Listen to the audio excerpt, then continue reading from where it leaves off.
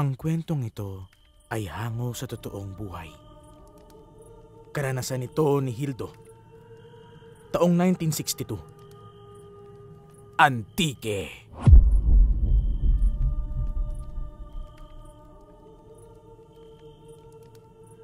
Noong mga panahong ito, sumusubok si Hildo na mag-aral ng mga lihim na karunungan. Madalas ay napapabarkada siya sa mga taong gaya niya, ay nahihilig din sa mga kaalaman mula sa kalikasan. Dahil sa kanyang interes, kung saan-saan na siya nakakarating at kung sino na ang kanyang nakakasalamuha, hindi na rin niya nagawang kilitasin ang mga nagiging barkada niya dahil binata pa lang siya at napakahilig niyang makipagsapalaran. Isang araw, pumunta sa kanilang bahay ang isa sa kanyang barkadang kagaya niya ay may gusto rin sa mga anting-anting at agimat. Niyayaya siya nitong tumungo sa bundok para hanapin ang tinatawag nilang ermitanyong itiman. Medyo napapalakas ang pagkakasabi ng kaibigan ni Hildo, dahilan para marinig sila ng kanyang ama. Lumapit to sa kanilang dalawa at sinita sila dahil sa kanilang plano. Huwag niyo nang ituloy ang inyong binabalak. Ipapahamak lang niyong inyong sarili dahil dyan. Napakunoot-noo si Hildo sa sinabi ng kanyang ama. Tinanong niya ito kung ano ang kanyang ibig na sabihin at nakaramdam siya ng pangingilabot nang marinig ang tugon ng kanyang ama. Ibubulid lang kayo sa kasamaan ng ermitanyong yun. Maaaring matutulungan niya kayo. Pero ano ang kapalit? Kaluluwa niyo? Hindi niyo rin alam kung ano ang kanyang kayang gawin. Huwag na kayong tumuloy sa balak niyo. Lalo ka na, Hildo! Parehong natahimik ang dalawa. Dahil pinigilan si Hildo ng kanyang ama, nagpaalam na lang ang kanyang kaibigan. Tinanaw na lamang siya ng binata habang papalayo. Noong wala na ang kanyang kaibigan, ibinaling ni Hildo ang kanyang pansin sa kanyang ama. Napukaw agad ang kanyang interes patungkol sa albularyong itiman.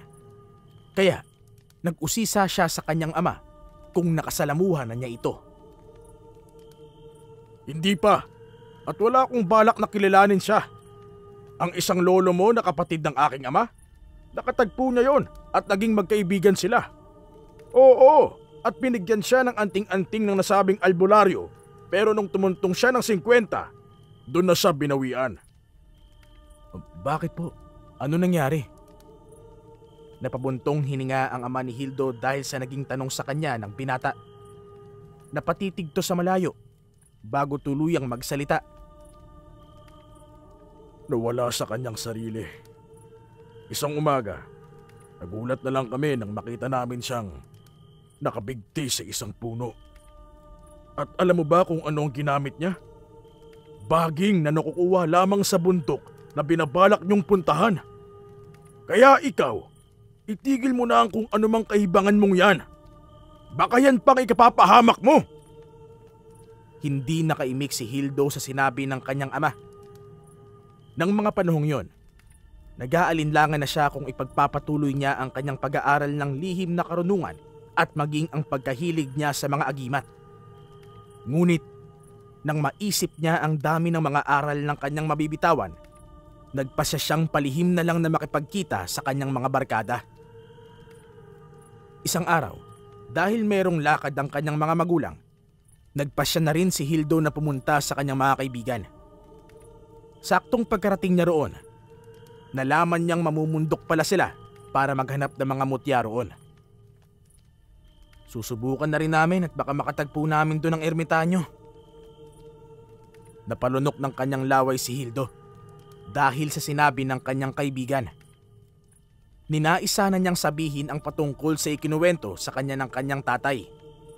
Pero naisip niyang baka panghinaan ng loob ang mga barkada niya o kung hindi man ay baka pagtawanan lang siya ng mga ito. Dahil dito, pinili niyang itikom na lang ang kanyang bibig. Niyaya siya ng mga ito, ngunit tumanggi siya sa kanila. Sinabi pa ng kanyang mga kaibigan na yun na ang una at huli nilang gagawin, kaya hindi dapat yon pinapalampas ni Hildo.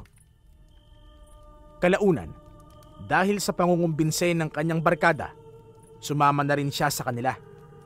Wala siyang ibang dalang mga gamit noon, pero malakas ang kanyang loob dahil 5 naman silang mamumundok at may mga dala naman ang kanyang mga kasama. Naglakad nga sila hanggang sa makarating na sila sa magubat na paanan ng naturang bundok. Habang iginagala ni Hildo ang kanyang paningin sa paligid, nakaramdam agad siya ng kakaibang enerhiya. Kinutuban na rin siya ng hindi maganda nang mapansin niyang sobrang ingay ng kanyang mga kasama. "Ano ba kayo?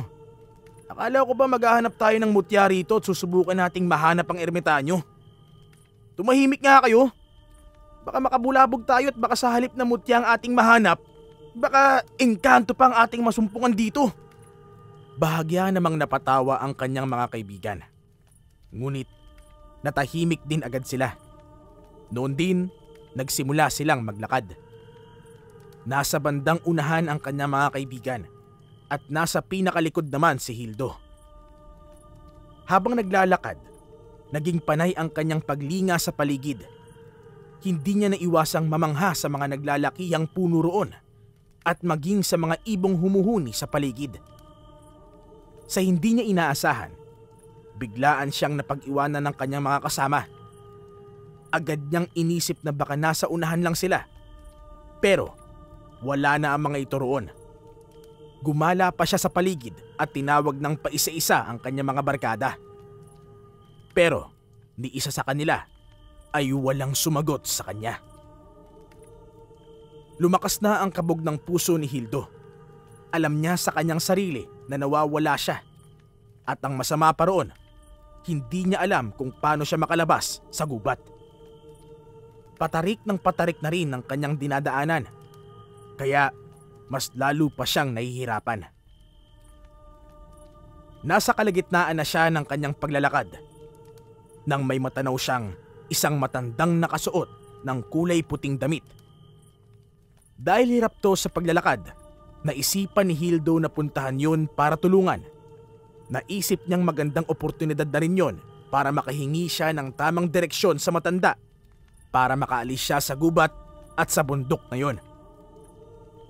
Habang papalapit siya, sa hindi maipaliwanag na rason, ay nakaramdam siya ng parang kuryenteng tumatama sa kanyang kalamnan. Parang may kung anong enerhiya ring tumutulak sa kanya palayo sa nasabing matanda. Subalit, dahil sa matinding awa ni Hildo, isinantabi niya ang kanyang nararamdaman at binilisan pa ang paglapit sa matanda. Lo, saan po ba kayo pupunta at dito pa po kayo dumaan? Hindi niyo po ba alam na delikado rito? Mabato po rito at paniguradong may mga mabangis na hayop na nandirito." Tumigil ang matanda sa paglalakad. Napalingon to kay Hildo at napangiti. Nawala naman agad ang kabang naramdaman ng binata nang makita niyang maaliwalas ang itsura ng matanda. Pasensya ka na kung nababagalang ka sa akin, ha? Pwede ka namang mauna kung gusto mo. Napangiti pa ang matanda at bahagyang umusog para bigyan ng daan si Hildo. Napailing naman ang binata at sinabi ang kanyang pakay na tumulong. Mas lumapad naman ang ngiti ng matanda tsaka nagpasalamat siya kay Hildo. Tinulungan nga ng binata ang matanda hanggang sa makarating sila sa bahagi na hindi na gaanong mahirap lakarin. Dahil saglit na tumigil ang matanda para magpahinga, minabuti ni Hildo ang magtanong dito kung saan ang daan para makalabas sa nasabing gubat. Napailing naman ang matanda at sinabi na tama ang kutob niya patungkol kay Hildo. Sinasabi ko na nga bang naliligaw ka? Diyan lang sa bandar yan. Kapag dumiretso ka riyan, makikita mo ang mismong daanan para makalabas ka rito. Teka, may kasama ka ba? Napatango naman si Hildo sa sinabi ng matanda. Inilahad niya rin dito na nawawala siya at baka nga nakauwi na ang mga kasama niya. Napailing naman ang matanda dahil sa itinuran niya. Hindi ka nawawala. Ang totoo niyan, sila ang naliligaw dahil sa sobrang ingay nila. May naririnig akong mga ingay kanina. At malamang, Sila yun. Kailangang mahanap mo agad sila. Baka dalhin sila sa mundo ng mga engkanto at hindi nyo na sila mababawi. Pero may mga anting-anting sila, Tagimat. Baliwala ang kanilang agimat dito. Bibihirang tangan lang ang nananatili ang kapangyarihan dito sa bundok na ito. Kinabahan si Hildo sa sinabi ng matanda sa kanya. Nagpasya siyang magpaalam para hanapin ang mga ito. Nakailang hakbang pa lang siya nang bigla siyang tinawag ng matanda. Halika muna rito at maibibigay ako sa iyo. Pambawi ko na rin to dahil sa pagtulong mo sa akin. Napalunok ng kanyang laway ang binata. Kahit na nagdadalawang isip siya, bumalik siya sa matandang kanyang tinulungan. Napamulagat na lang ang kanyang mga mata nang makitang hinubad ng matanda ang suot niyang krusipiho. Ito ang magiging proteksyon mo sa kahit na anong kalaban. Luluhod dito ang kahit na anong uri ng elemento, masama man o mabuti. Ingatan mo lang itong huwag maipasok sa simbahan. Nang wikain ng matanda yon, kinilabutan ng gusto si Hildo. Napatitig siya sa krus na hawak ng matanda at nalaman niya kung bakit hindi ito maaaring ipasok sa simbahan. Sige na, tanggapin mo na ito at nang mahanap mo na rin ang mga kaibigan mo. Sa pamamagitan nito, papakawalan ng kung anumang elementong kumuha sa kanila ang iyong mga kasama. Dahil sa naging sabi ng matanda, nawala ang pangamba ni Hildo. Kinuha niya ang kwintas na krus na may nakapakong demonyo sa matanda, tsaka nagpasalamat dito. Noon din, may kung anong ibinasbas yon sa binata para raw ilipat sa kanya ang katapatan ng kanyang agimat.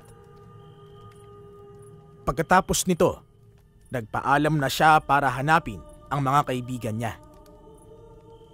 Bago siya umalis, sinabihan pa siya ng matandang isuot ang krusipihong kwintas para masigurong protektado siya.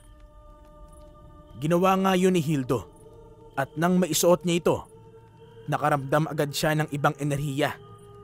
Alam niyang nagmula yun sa suot niyang krus na may nakapakong demonyo. Ibinaling niya ang kanyang atensyon sa matanda upang sana'y magtanong pa rito. Ngunit wala na ito sa kanyang kinatatayuan. Nanlamig si Hildo sapagkat hindi niya alam kung ano ang naturang matanda. Dahil parang bumilis ang oras at malapit ng dumilim ang paligid, napagpasyahan niyang hanapin na lang ang kanyang mga kaibigan.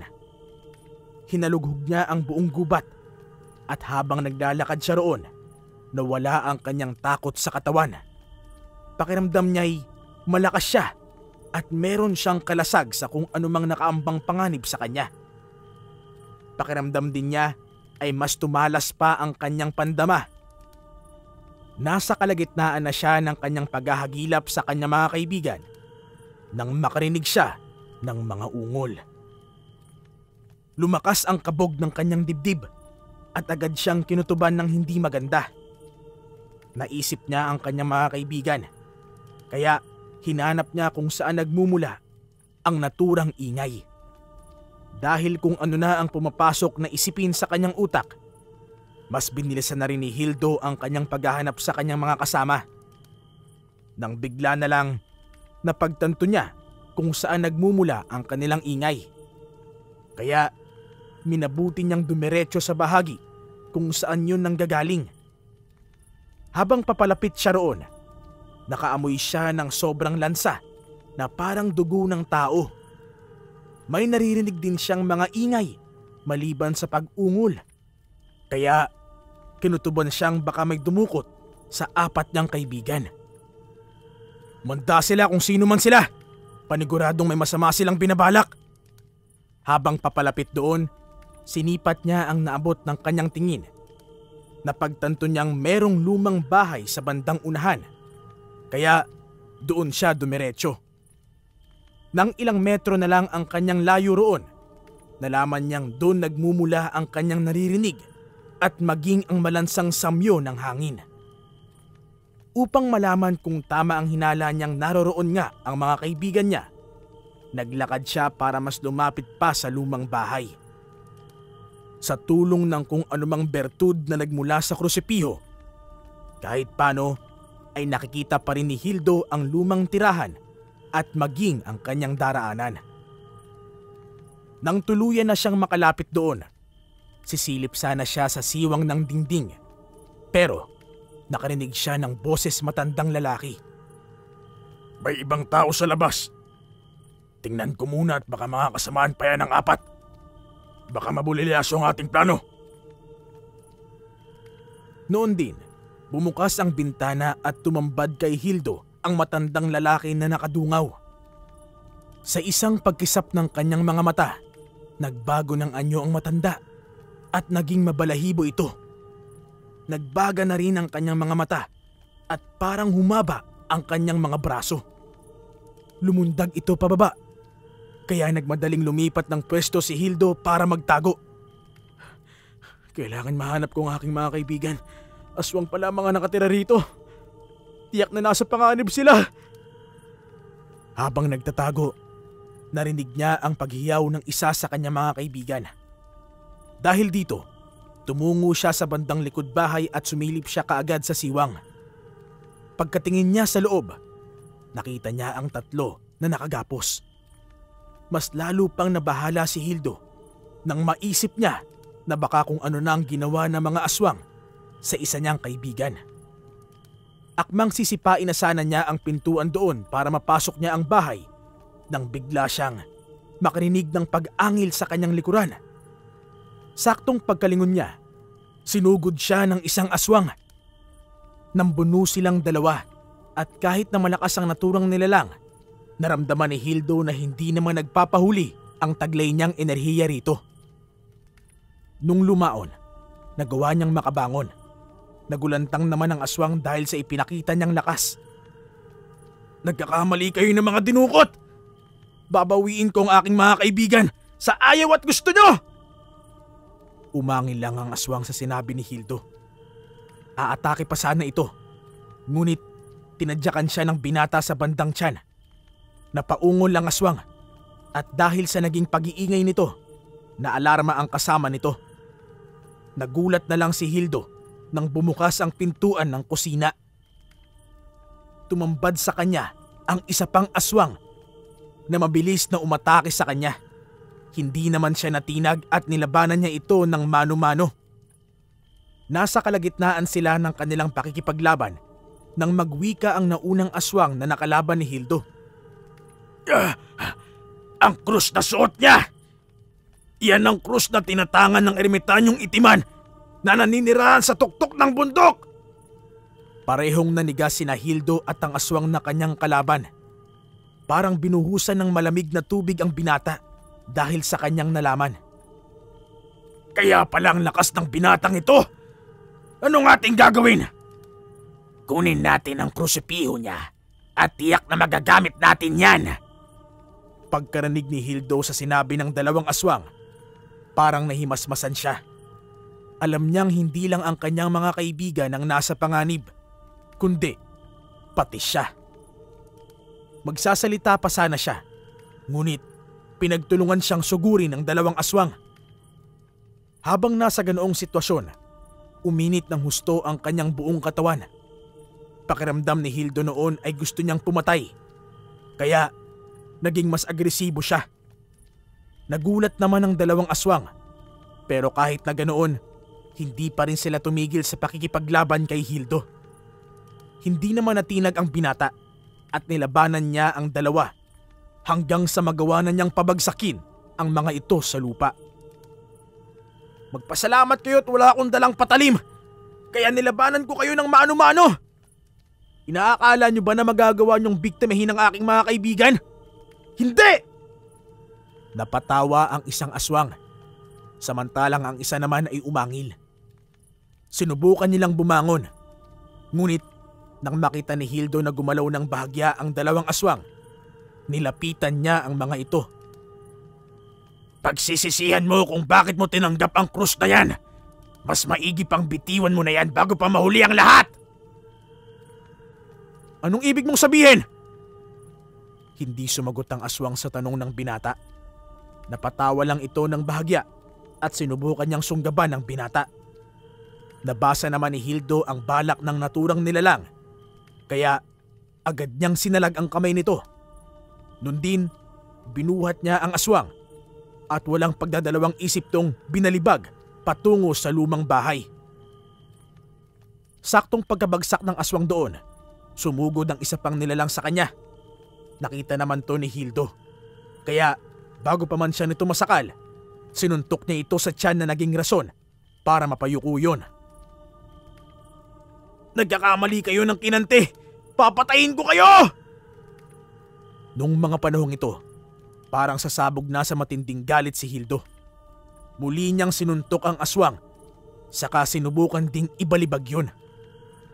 Dahil sa kanyang ginawa, tumilapon din ang nasabing aswang.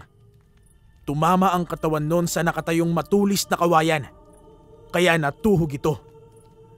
Nakita ng isang aswang ang nangyari, kaya napaangil yun ng malakas. Tumayo yun at kahit medyo paika-ika ang kanyang paglalakad, sumugod siya kay Hildo.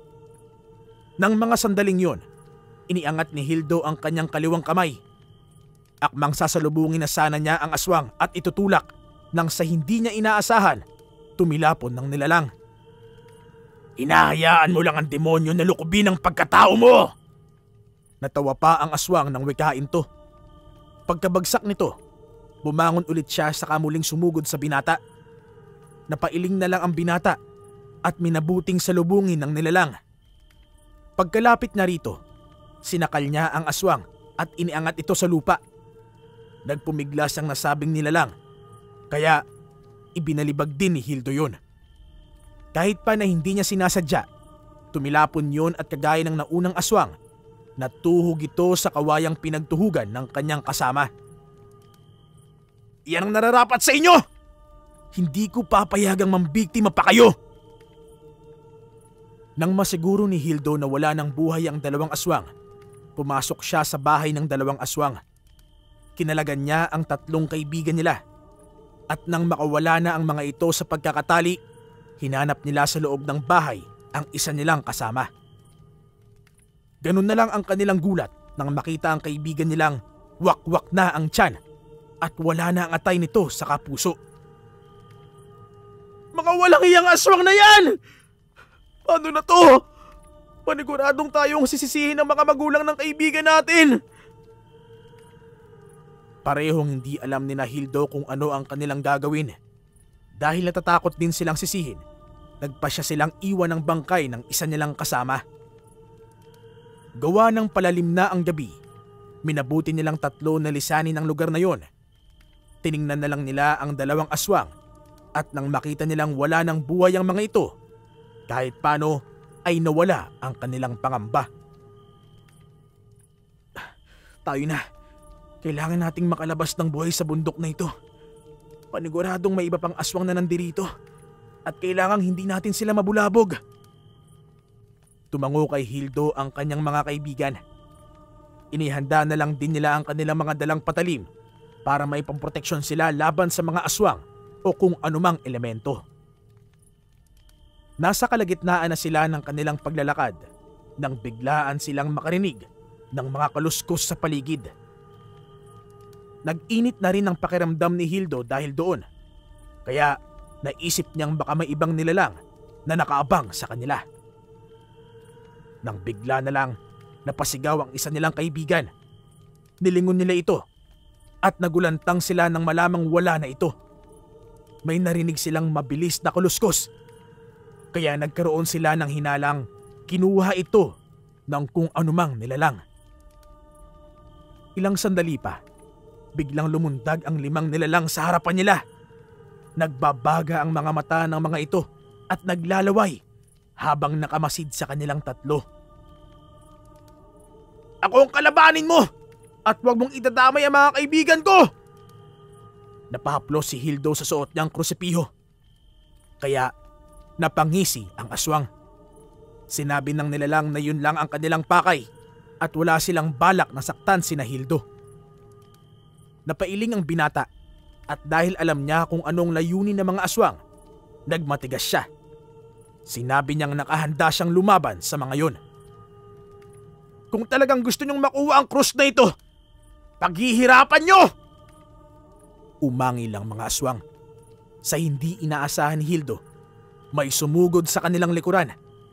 Bago pa man siya makalingon, nakarinig na siya ng mga sigaw ng kanyang mga barkada. Napakuyom na lang ng kanyang palad ang binata nang makitang tinatangay ng dalawang aswang ang kanyang kaibigan. Dahil sa matinding galit niya, sinugod niya ang mga aswang at nilabanan ng mga ito.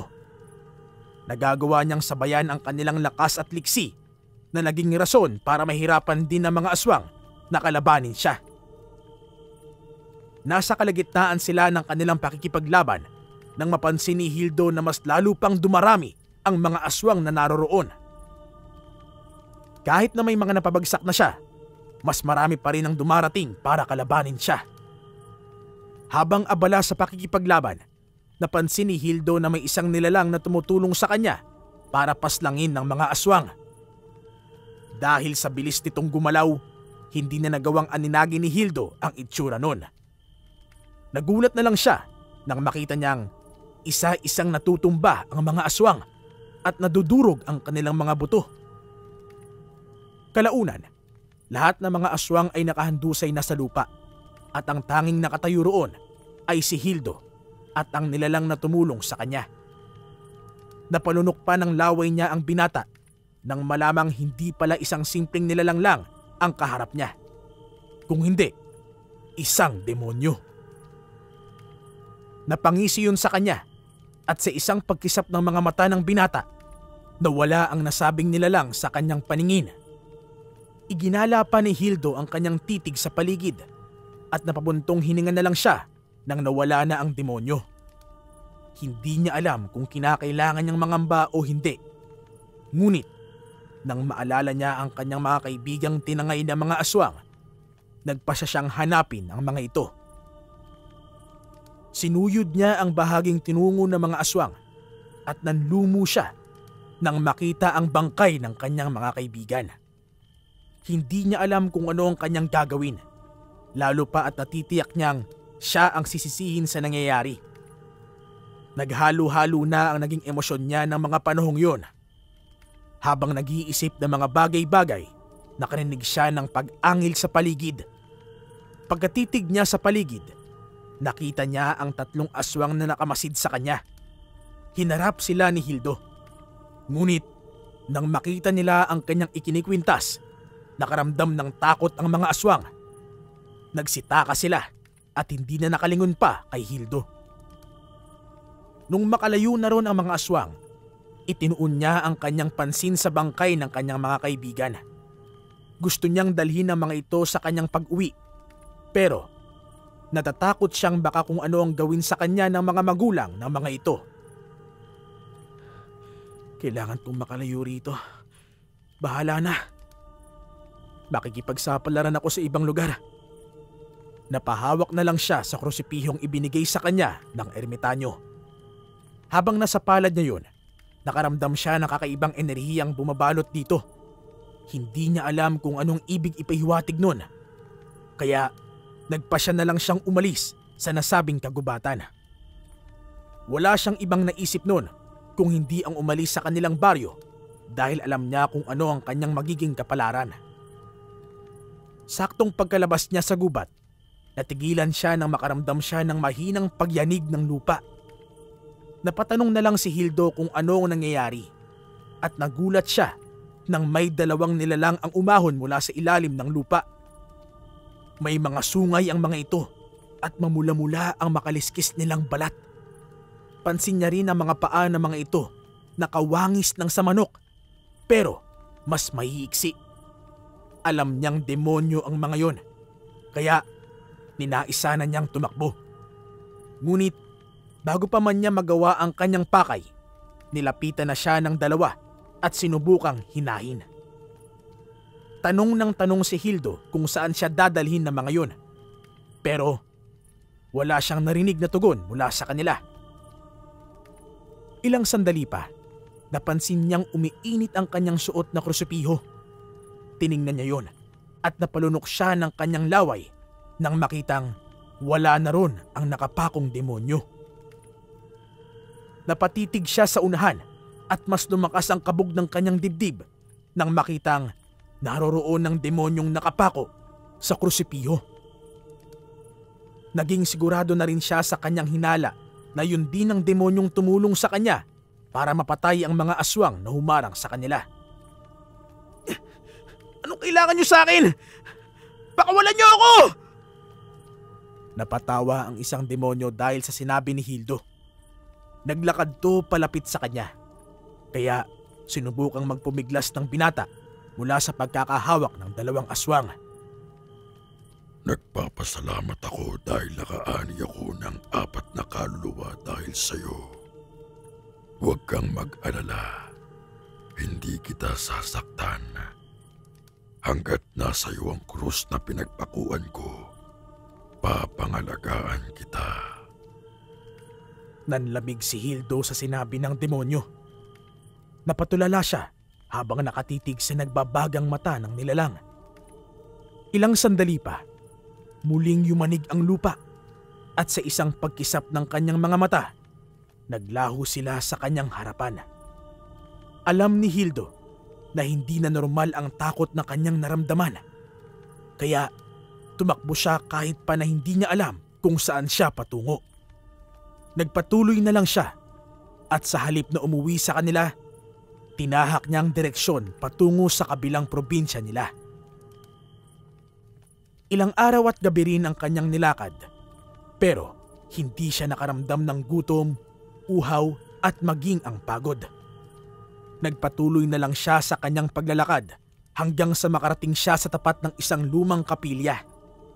Noon lang siya nakaramdam ng matinding pagod, kaya nawalan siya ng malay. Maswerte naman at may napadaang matanda, kaya tinulungan niya si Hildo at inalalayan. Dinala ng matanda ang binata sa bahay nito at sinubukang tanungin kung ano ang nangyari. Hindi naman nakasagot ng maayos si Hildo, kaya pinagpahinga na muna siya ng matanda na isa palang albularyo. Pagkakita naman noon sa kwintas ni Hildo, hinubad niya ito at inusalan ng mataas na uri ng orasyon. Halos 108 beses niyang inulit ang kanyang dasal hanggang sa umusok ang figura ng demonyo na nakapako sa krus. Kalaunan, naging abo ito at nahulog na lang sa lupa. Ilang araw ding wala sa sarili si Hildo. Nung may masmasa na siya, ikinuwento niya sa matandang albularyo ang kanyang naging karanasan. Nagulat pa ang albularyo nang malaman niyang nakasalamuhan ng binata ang eremitanyong itiman na kilalang nagbibigay ng makakaliwang gamit.